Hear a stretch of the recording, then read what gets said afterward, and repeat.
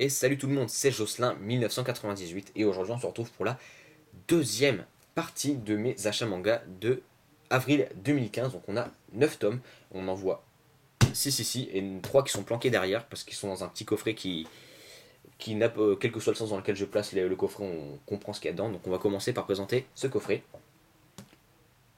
dans l'autre sens. Blue Exorcist, le starter pack, soit les 3 premiers tomes pour le prix de 2. Blue Exorcist c'est un shonen écrit par Kazue Kato qui comptabilise pas moins de 14 tomes en France. J'imagine qu'il y en a un peu plus au Japon. Donc on va sortir les 3 tomes, je vais vous les montrer rapidement. Donc on peut voir juste, on a le héros Rino Kumura là, et derrière quelques précisions sur l'histoire, un petit résumé. Rien d'important. Donc le premier tome, sur le premier tome on voit le héros, Rino Kumura. Le deuxième tome on voit son frère jumeau, Yukio Kumura. Et sur le troisième tome on voit une fille qui s'appelle Shiemi. Mais je vais vous présenter donc tout ça tout de suite à travers le premier tome. Blue Exorcist, c'est l'histoire de Rin Okumura. Rin Okumura, c'est un jeune lycéen, enfin il devrait être au lycée, il a l'âge d'un lycéen mais il n'est pas au lycée. Il cherche désespérément un boulot pour faire quelque chose de sa vie, parce que sinon c'est quelqu'un de très bagarreur qui, si on lui cherche, si on le cherche, bah, ça finit très très très très facilement en bagarre. Et donc un jour Rin va se faire agresser par un mec qu'il avait agressé, qu'il avait cherché, et Rin lui avait cassé la gueule et avait réussi à remporter le combat donc assez facilement, va revenir le voir pour le payer. En fait, il veut le payer pour que Rin ne divulgue pas ce qui s'est passé entre eux, la baston, le fait qu'il se soit battu et qu'il ait perdu, parce que celui-ci va intégrer un lycée qui s'appelle le lycée de la Croix-Vraie, un lycée pour les bourges ou avec des profs. Hein, c'est vraiment le lycée pour l'élite. Il faut avoir soit une bourse, soit une blinde de thunes pour y entrer. Rin va refuser l'argent, il lui dira qu'il va rien dire, mais bon, le jeune qui s'est fait casser la gueule par Rin va pas supporter que Rin refuse son argent et va s'en prendre à lui. Il va s'avérer que celui-ci est possédé par un démon. Donc il va s'en prendre à Rin. Et au cours de. Donc je laisse le tome comme ça, je vais vous montrer un peu ce qui se passe. Donc.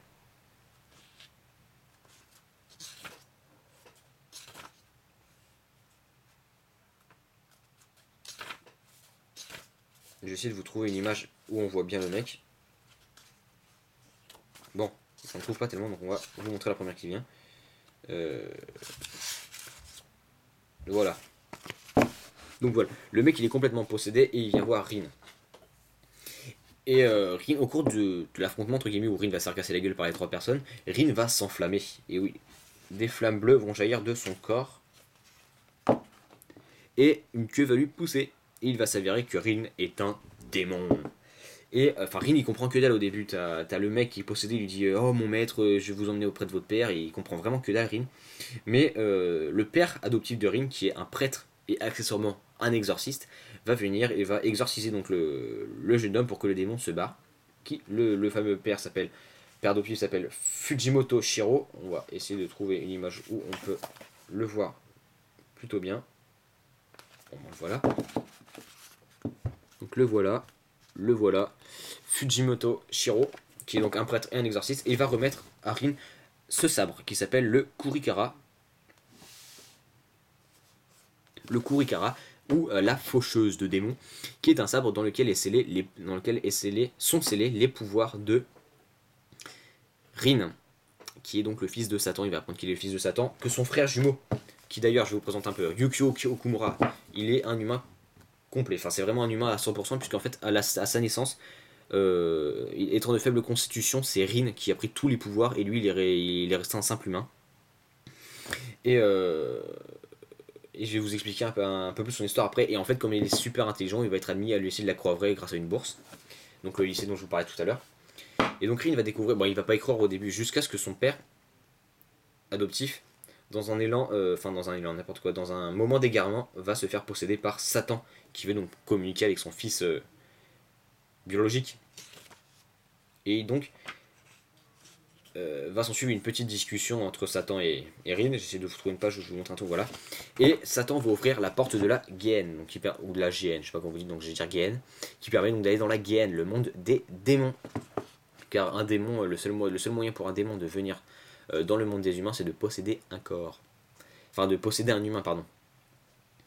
Et, euh, et donc Rin refuse d'aller dans la Guéhen.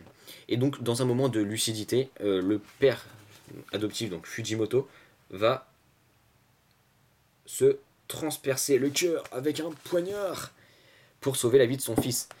Mais ça va pas suffire. Satan va quand même profiter de. Enfin, va encore profiter de ce corps jusqu'à ce qu'il soit détruit pour pouvoir aspirer Rin dans la gaine. Mais Rin, ne supportant pas ça, va dégainer le Kurikara. Ses pouvoirs vont être complètement libérés. Donc il va avoir des oreilles pointues. Mince, voilà. Des oreilles pointues, des crocs et une queue de démon. Et à partir de là, donc son corps de démon révélé, ce qui veut dire que même s'il rengaine le sabre, sa queue et ses oreilles et ses dents ne disparaîtront pas. Ses oreilles vont rétrécir, il aura de petites oreilles, comme des oreilles d'humain, sauf qu'un peu pointues, donc c'est assez facilement dissimulable. Des canines un peu plus pointues que la normale, mais ça aussi c'est assez facilement dissimulable. Mais il aura surtout une queue qu'il va devoir planquer. Et donc il va, à l'aide de ses flammes, de son sabre et tout, détruire la porte de la gêne. Mais son père va quand même mourir. Suite à quoi, pendant l'enterrement de son père adoptif, il va rencontrer Méphistophélès, qui est le directeur du lycée de la Croix-Vraie, qui va lui proposer, Rin va lui demander pour devenir exorciste. Il va lui demander de devenir exorciste. Et donc Mephisto va infiltrer, entre guillemets, Rin, incognito, puisque tout le monde va croire que c'est un humain, dans le lycée de la Croix-Vraie. Puisque le lycée de la Croix-Vraie, d'un côté, on a le lycée pour l'élite humaine, les bourges, le lycée pour les riches, et de l'autre côté on a le lycée pour les exorcistes où on comprend des cours pour apprendre à combattre les démons, quel psaume faut réciter pour battre tel démon, quel évangile, quelle prière permet de détruire quel démon, quelle plante permet de créer quelle potion pour combattre quel démon. Enfin, il y a vraiment tout un tas de cours sur plein de matières différentes pour l'exorciste. Et Rin va donc intégrer l'école des exorcistes pour devenir donc un exorciste. Il va se faire des amis, au début il n'a pas beaucoup d'amis, hein. Il va rencontrer des gens, bien sûr, il va être un peu à l'écart. Il va surtout découvrir que son frère, Yukio, qu'il pensait être juste un humain normal qui allait faire ses études au lycée, est un exorciste de niveau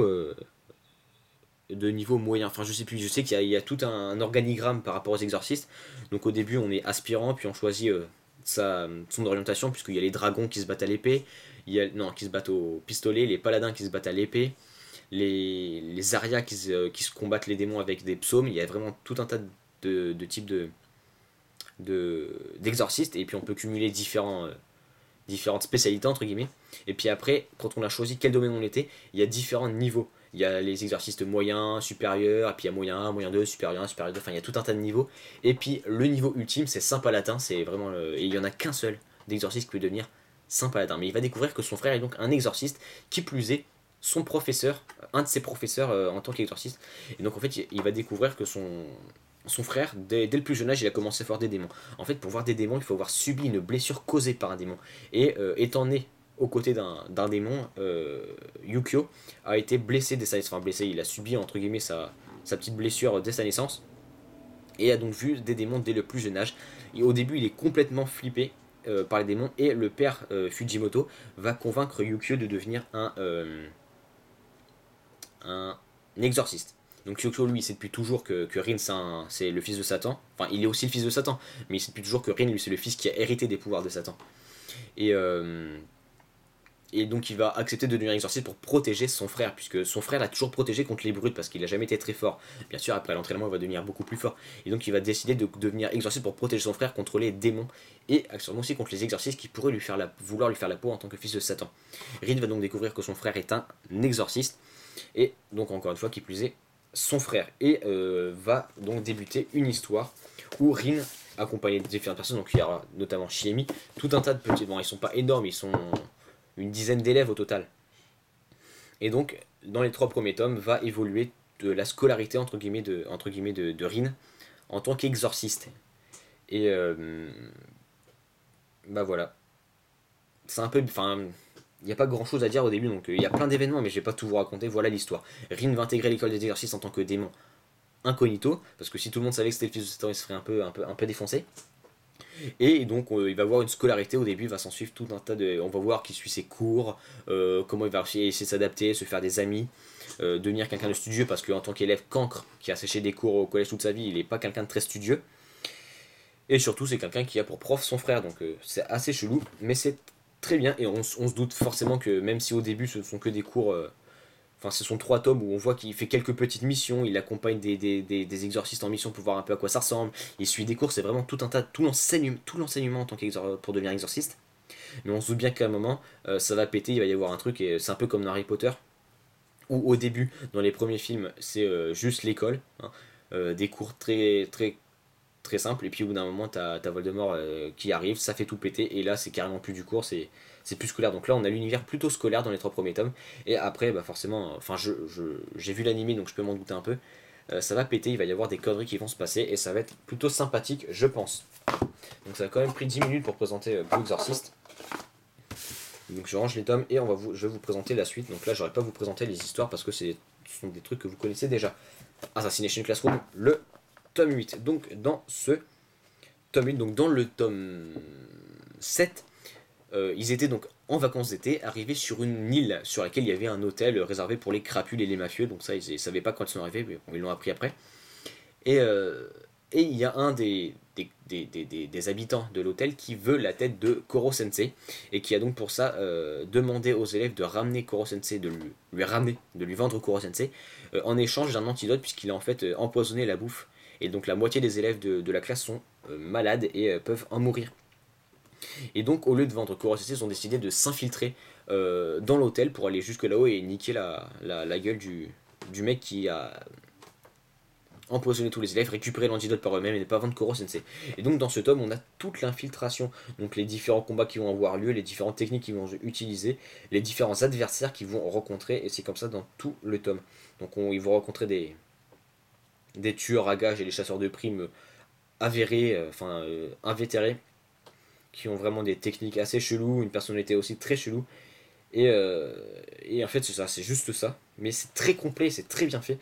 Parce que, en gros, on aura 2 ou 3 combats importants et plein de petites astuces, plein de petites techniques, des déguisements, de la manipulation, les profs aussi qui vont montrer un peu leur niveau pour pouvoir infiltrer l'hôtel jusqu'au boss et pouvoir le niquer et récupérer l'antidote. Donc on verra ça dans le tome 9.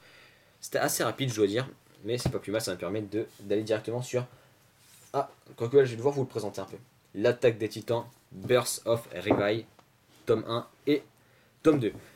L'attaque des titans, pour ceux qui ne connaissent pas, mais j'imagine que vous connaissez tous, c'est un manga de type Seinen édité chez Pika Edition et écrit par Hajime Isayama qui raconte l'histoire d'enfants qui vont intégrer un bataillon d'exploration dans un monde où les titans les titans bouffent les humains et les humains se sont reclus, se sont regroupés et réfugiés derrière des murs de 60 mètres de haut. Et donc là, on a un spin-off qui va raconter l'histoire de Rivai, qui est un des personnages prépondérants de l'histoire, surtout je crois que c'est le personnage préféré des lecteurs. Euh, donc Rivai, c'est aussi l'un des personnages les plus importants du bataillon d'exploration.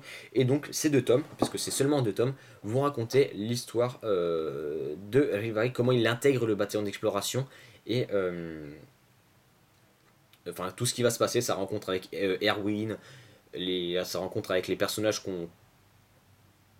importants du bataillon d'exploration. Donc, voilà. Donc l'histoire commence dans les bas-fonds du centre-ville. La ville centrale, hein, c'est vraiment tout au milieu. Il y a 3 murs. Un grand mur, puis à l'intérieur un plus petit mur. Donc dans le grand mur, il y a plein de villes. Et il y a un plus petit mur dans lequel il y a encore des villes. Et encore un plus petit mur dans lequel il y a la capitale. Et ensuite de la capitale, il y a les bas-fonds dans lesquels vivent Rivai et ses 2 amis, dont j'ignore le nom. J'ai oublié le nom, ça fait longtemps que j'ai lu ce tome.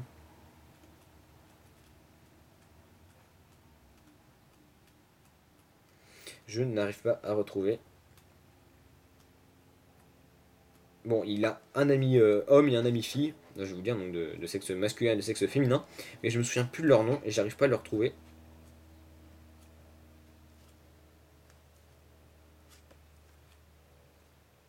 Donc voilà, là on a la fille dont j'ai oublié le nom. Là on a Rivai. Et par contre, j'ai toujours pas trouvé la tête du mec. Pour vous le montrer. Voilà, il est là. Et donc ils vivent dans les bas-fonds et ils ont surtout volé des équipements tridimensionnels à des soldats. Et ils ont été donc, à force forcément de voler des trucs dans les bas-fonds et de se balader dans un équipement tridimensionnel, ils vont attirer l'œil attirer l'attention de l'armée.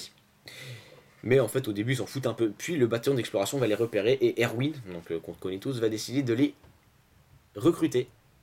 Et donc c'est comme ça qu'ils vont intégrer le bataillon d'exploration et on va voir tout ce qui va se passer, euh, les premières explorations qu'ils vont faire, comment ils intègrent l'armée, comment ils s'adaptent à l'armée et tout ce qui va se passer. Donc c'est dans ces deux tomes, on a l'intégration de Rivaille et ses deux compagnons dans le bataillon d'exploration, comment ils vont être, enfin comment Erwin va les convaincre de rejoindre le bataillon d'exploration, les premières explorations qui vont être faites avec eux, et aussi tout ce qui est rapport parce que forcément il y a beaucoup de politique et de corruption surtout. Donc on va découvrir aussi pas mal de corruption dans la capitale et dans tout le gouvernement de la cité humaine. D'ailleurs, ce que j'ai pas précisé, donc c'est adapté forcément de l'œuvre originale d'Hajime Isayama. Ça a été créé d'après une idée de Gunsnark, je sais pas trop c'est qui, de la société Nitro Plus. Donc je sais pas si c'est lui le scénariste, puisqu'il précise que le dessin est d'Hikaru Suruga. Donc ils disent que l'histoire c'est adapté de l'Attaque des Titans, que le dessin est fait par Hikaru Suruga, mais ils précisent pas qui a fait le scénario. Donc j'imagine que c'est Gunsnark de la société Nitro Plus. Et c'est super bien fait. D'ailleurs, le point fort, c'est que le point fort de ce manga, c'est que c'est super bien dessiné. Contrairement à l'Attaque des Titans, où c'est juste dégueulasse. Là, c'est super bien foutu, donc je vous conseille fortement de les acheter parce que, bon, déjà en plus, les couvertures. Par rapport à toutes les couvertures que vous pouvez voir pour l'Attaque des Titans ou l'Attaque des Titans Before the Fall, là, c'est quelque chose de soft, d'épuré, et c'est pas oppressant. Toutes les autres couvertures sont sombres, avec des titans et des trucs oppressants. On se dit merde, ils vivent dans l'apocalypse, alors que là, c'est plutôt soft, plutôt clair. Donc, je les trouve super stylés, les couvertures. Et l'histoire aussi, elle vaut largement le coup. Ça permet de connaître les origines du personnage préféré de la plupart des lecteurs de l'Attaque des Titans. Ensuite, Tokyo Ghoul, tome 10. Encore une fois, je l'ai lu il y a très longtemps, donc je vais le feuilleter rapidement. Donc, Ken est dans je sais plus quel arrondissement. Et il va aller vouloir interroger, si je me souviens bien, certaines personnes. Le docteur Kano, il va retrouver le docteur Kano, qui avait donc fait sa greffe. Il va tomber sur des ghouls extrêmement chelous.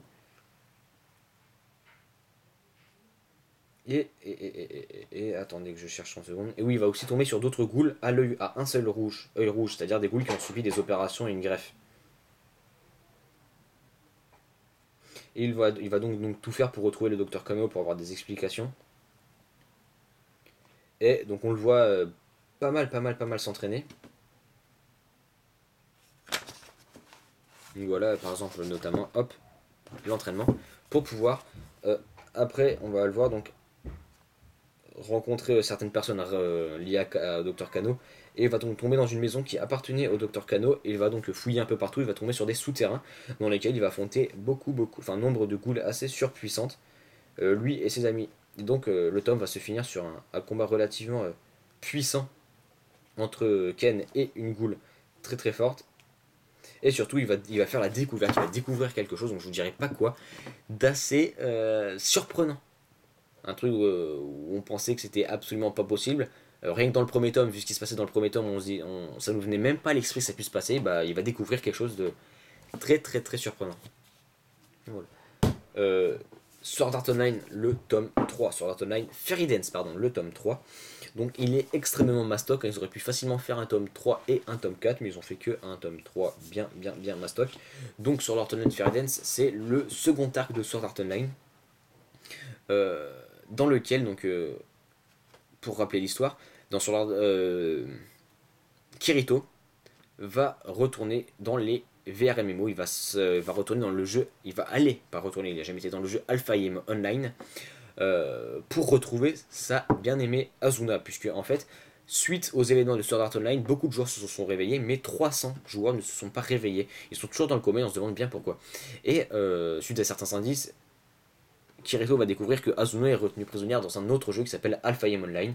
Il va rencontrer donc en arrivant dans le jeu une joueuse du nom de Lifa et va donc avec son aide partir en quête de l'Arbre Monde. L'Arbre Monde, donc c'est un arbre qui se situe haut, en plein centre de Alpha Game Online et qui monte super haut. Et on dit que une légende du jeu raconte que si un joueur arrive à arriver en haut de l'Arbre Monde et rencontrer le roi des fées Oberon, celui-ci lui permettra de se réincarner en Alph, qui est la race ultime des fées.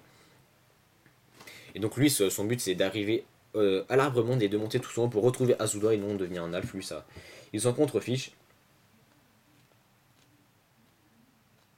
Et donc dans ce tome, Kirito arrive au centre, il arrive enfin à l'arbre monde et il va tenter de monter en haut de l'arbre monde enfin il va obtenir d'une manière ou d'une autre, hein, dont je ne vous raconterai pas quoi, la preuve que Asuna est bien en haut de l'arbre monde, et il va donc essayer de monter en haut par l'extérieur, ce qui va complètement échouer parce qu'il y a le temps de vol, le limite, il peut pas monter, et puis en plus, suite à des tentatives qui sont de plus en plus proches de réussir, le roi, l'administrateur du jeu va décider de placer une barrière qui les empêche de monter par l'extérieur, puisqu'il souhaite que le seul moyen de monter en haut de l'arbre monde soit par l'intérieur du tronc, où des armées de PNJ les attendent. Et donc Kirito va tenter d'y aller tout seul, bien sûr ça va échouer. Et il va donc retenter d'y aller, mais avec l'aide de Lifa et de plein d'autres gens. Et surtout il va découvrir que Lifa, donc ça je pense que c'est pas un scoop, Lifa est en fait sa sœur, et sa sœur était tombée amoureuse de lui, donc de Kazuto. Et en jouant au jeu, elle rencontre Kirito, et elle se dit, elle tombe amoureuse de Kirito, et elle n'est plus amoureuse de son frère. Ce qui la soulage, parce qu'avoir des sentiments pour son frère, c'est assez chelou. Mais elle va découvrir qu'en fait Kirito c'est son frère. Donc c'est encore plus chelou, donc elle va lui faire la gueule, c'est un peu n'importe quoi. Et finalement ils vont se rallier pour pouvoir aller sauver Asuna. Donc dans le tome en gros c'est vraiment l'aboutissement de la quête. Tout faire pour retrouver Asuna. Et je vous en raconterai pas plus hein, pour pas trop vous spoil ce tome si vous souhaitez l'acheter. Enfin le dernier tome que j'ai acheté ce mois-ci c'est World Trigger tome 5. Dans le tome 4, Yuma, Osamu et je m'en souvenais presque, la dernière, elle s'appelle comment? Eshika. Yuma, Osamu et Shika, donc c'était rendu au QG du border pour pouvoir participer aux épreuves. Enfin, je crois que c'est des épreuves, on va appeler ça comme ça, des épreuves où ils doivent affronter de faux neighbors pour pouvoir s'entraîner et gagner des points. Ils sont donc classe C et leur but, eux, c'est de devenir classe A. Et en fait, pour devenir classe A, il faut récupérer des points. Il y a deux moyens de récupérer des points. Un, participer on va dire aux épreuves qui ont lieu toutes les semaines, je crois, ou 2 fois par semaine. Et deux, ce sont de faire des combats interclasses, c'est-à-dire d'affronter d'autres membres d'autres classes C, si on est classe C, d'autres classes B, si on est classe B, d'autres classes A, si on est classe A, et de récupérer des points. En fait, quand on gagne un combat contre un autre classe C, par exemple, puisqu'ils sont classe C, ils récupèrent des points. Si le classe C a beaucoup plus de points qu'eux et qu'ils le battent, ils vont récupérer beaucoup de points. Si le classe C a à peu près autant de points qu'eux, ils vont récupérer moyennement des points. Mais si par contre ils sont beaucoup plus forts, enfin ils ont beaucoup plus de points que la personne qu'ils battent, ils récupéreront très peu de points. Et donc, à la fin du tome 4, un personnage, donc ce personnage-là, dont j'ai oublié le nom, défie Osamu pour voir un peu ce qu'il vaut. Et va s'en suivre un combat et il va y avoir beaucoup de manches dans ce combat et beaucoup de manches vont être gagnées par l'un ou par l'autre. Je vous dirai pas qui va gagner. Et donc va s'en suivre donc tout l'entraînement. Ils vont réussir à avoir des points et Yuma va décider de participer donc au concours, aux affrontements interclasses pour se faire de plus en plus de points. Il va rencontrer un trio d'aspirants qui se prennent pour des beaux gosses, qui contrairement aux autres qui cherchent à affronter les gens qui ont beaucoup de points pour récupérer beaucoup de points, eux affrontent des gens qui ont très peu de points. Ils récupèrent très peu de points, mais ils vont petit à petit, et en affrontant des gens beaucoup plus faibles qu'eux, ils s'assurent de pouvoir de ne pas perdre de points. Puis ils vont tomber sur Yuma, qui n'a pas beaucoup de points parce qu'il s'entraîne pas depuis longtemps, mais qui est beaucoup plus fort que eux. Et donc il va leur mettre la branlée. Et Yuma va tomber sur un membre du border très puissant qui va décider de l'affronter. Donc ils vont se défier, mais finalement le combat ne va pas se faire parce qu'en fait ils vont tomber sur un autre combat entre Osamu et un personnage du nom de Shun Midorikawa, donc ce personnage là. Et Shun va littéralement latter la gueule à Osamu. Et donc mais en fait celui-ci voulait le ridiculiser publiquement quoi. Il avait à rameuter tout le monde pour voir comment celui-ci se faisait défoncer, enfin c'était pour l'humilier. Et pour ça, Yuma va décider de l'affronter et va s'ensuivre donc un affrontement d'entraînement bien sûr hein, entre les deux personnages. Puis à la fin du tome, Yuma va être convoqué dans une petite réunion parce que tous les membres du border les plus importants commencent à penser qu'il va y avoir une attaque en masse des neighbors et donc va s'en suivre un petit conseil de guerre pour prévoir à cette potentielle future invasion. Donc voilà, c'est la fin, je vous ai présenté l'intégralité de ce que j'avais acheté ce mois-ci, j'espère que cette vidéo vous a plu. Si c'est le cas, n'hésitez pas à laisser un pouce vert. Moi, sur ce, je vous retrouve pour une prochaine vidéo où je vous présenterai donc mes achats du mois prochain. Et sur ce, à plus.